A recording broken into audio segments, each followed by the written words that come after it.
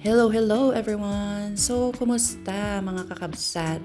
So, it's been a while since nung huling pagpo-post ko ng mga voice over and mini vlogs ko about my experiences as a nail tech here in Baguio.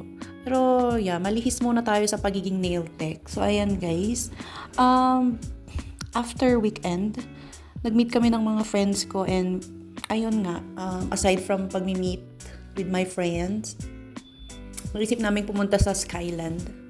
Isa na naman itong magandang coffee area kung saan pwede kang magmuni-muni, mag-alone time kasi sobrang tahimik ng area nila. Actually, dito lang yan sa may bandang Irisan. So, sa mga nakakaalam, Skyland, ito yung dating parang place ni Jun Labo noon.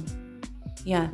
Parang napasa-pasa siya sa mga different owner pero the current is parang ginawa na nilang commercialized area ito. So, meron na silang coffee area dito aside from the church na nagmamay-ari na ng place.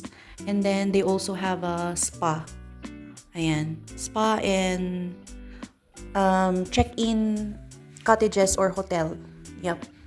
Anyway, may page naman yata sila or you can inquire, walk in sa kanila. We didn't explore yung ibang services nila. We went, dumiretso na lang kami sa may cafe area nila kasi, yeah, the purpose naman ng pagpunta namin dun is meet up with friends, ganyan, catching up, and then yun, kwentuhan. Hanggang sa inabutan na kami ng gabi.